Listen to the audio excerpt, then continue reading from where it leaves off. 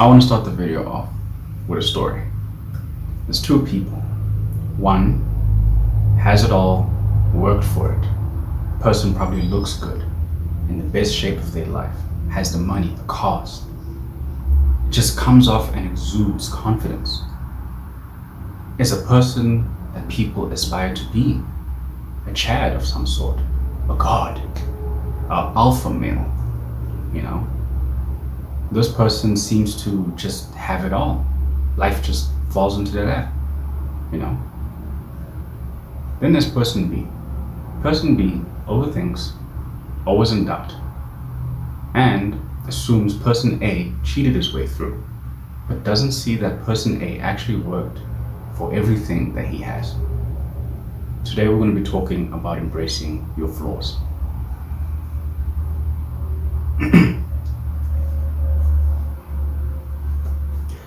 Now, throughout my life, I think I personified person B a lot, you know, with the rise of social media and following specific pages of millionaires, dropship millionaires, and people who just seem to have it all. I always compared myself to those people and always seemed like I always seemed to show, or I always used to show my insecurities to my peers, to my people, like, oh no, I can't join the game show because I'm not big enough, you know, I'm still a scrawny ass dude, you know,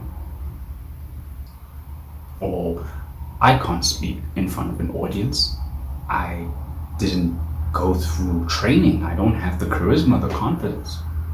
I feel like we shoot ourselves in the foot because we don't really see behind what person A had to get through to become that person. One of my favorite type of videos, especially as a bodybuilder, right? When I used to go to the gym religiously, you know, before that, around 2020, before I got the fitness bug, I used to be so inspired by people's transformation videos and how they just basically became who they were. Now, some of them obviously were juiced, but from a young, impressionable mind, obviously, I was sold. I told myself, like, look, I can get that too, you know. We don't really see behind the scenes of the people that we aspire to be like, the people that we see on Instagram. They had to go through that process too. Yes, money was involved, but even the simple fact of getting money, how do you think you get that? We can't just sit on our ass and just expect money to fall from the sky. We have to work for it. You know, everybody has a come up story. Some are publicized and some aren't. It's just social media only shows us the best of everything. You know, the best looking girls, the best looking dudes, you know, the fancy cars, the homes, the highlights. Nothing really, they don't show the downsides, the depression, the problems that people go through. And people who personify person B looks at these people and is like, oh, they cheated their way through. Oh, I don't think I'm worthy of that. I think everybody's worthy of becoming that person A, becoming the best version of yourselves. People have insecurities, whether it be maybe you're not tall enough. You know? I'm 5'10", 5'9". I'm not 6 foot. The whole internet was like raving about like, oh dude, you gotta be 6 foot, you gotta be this, you gotta be that. I'm 5'9", bro. I'm pretty average, bro. I'm not short, but I would like to be tall, but at the same time it's like I get the benefit. I see why people like it so much, but it's not worth it. I feel like social media rots the brain way more than you think. More than we think. The reason why we see guys who are super jacked up leads up to kids around the world taking steroids. Shit, I haven't thought about that once, I won't lie. I was like, I kind of want to get that big quick, but I don't want to take steroids. But to an extent, it was an option. I was like, okay, I think I'm going to definitely take steroids. We all want this quick fix to life, to getting there quick, so we can also have our own highlight reels and have fancy edits on TikTok and basically just show off the reels and the cars, the money, the APs, the Rolexes. Embrace the flaws. I don't know who might be watching this, but if you're a skinny guy, still in school, scrawny, and you're not like the guys that you want to be, you can be that person. Definitely. I was super scrawny before, and then I guess I became moderate, athletic, lean. So once upon a time, I used to look at my physique, my current physique, and I used to daydream, like, damn, I wish I could get there. I'm here now.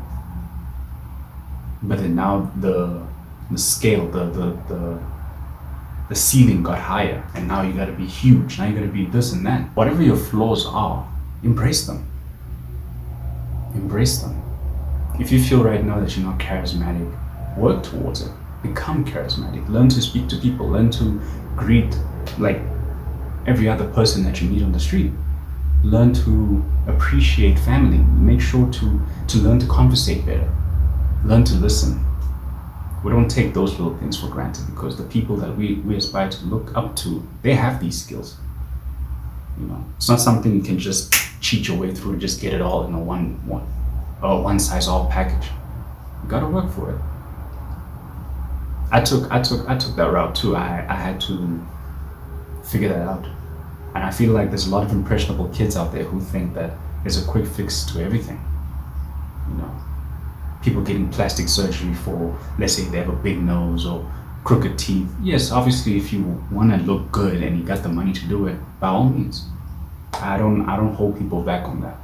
But all I'm saying is, whatever flaws you have, even if it's like social flaws or mental flaws, you can work towards it. You can get better. I wouldn't want you to assume that this life is not attainable. Right now I'm kind of in between person A and person B. I don't personify myself as person B anymore, but I'm kind of on the way. I'm on the road to becoming person A. And once I get there, I have to be humble. I have to know my beginnings. I can't act like I'm brand new now, because I have all this and that, all the glitz and glamour. And that's the advice I want to give to you guys as well. You can't get to a higher level and shit on the people or shit on your old self. Yes, you've grown from that. You have to kill your old self in order to become your newer self.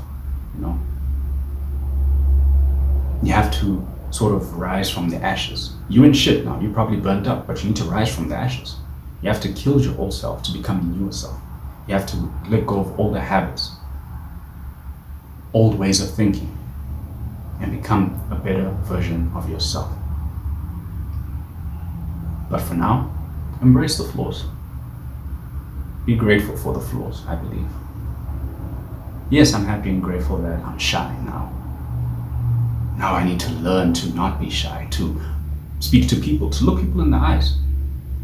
Oh, I might not be confident right now. I'm grateful for that. Now I have an opportunity to work on that, to start approaching people on the streets. Hey sir, how you doing? Nice shirt. All right, thanks, enjoy that. Simple as that. Do you know where the nearest Starbucks is? Speak to people. I fear the future, I'm not gonna lie. Low-key, I really fear for the future. This whole digital world I fear it's gonna get worse. I do. And it might get to the point where we might not even know, like being confident, being a person who can approach people on the streets will be a rarity. But whatever flaws you have currently, embrace them. Just know that where you are now is a good thing. You can get better. You will be person A. You just gotta work towards it. Be grateful for where you are now, because you will be better. Thank you guys for watching. Like, comment, subscribe. I'll catch you in the next one.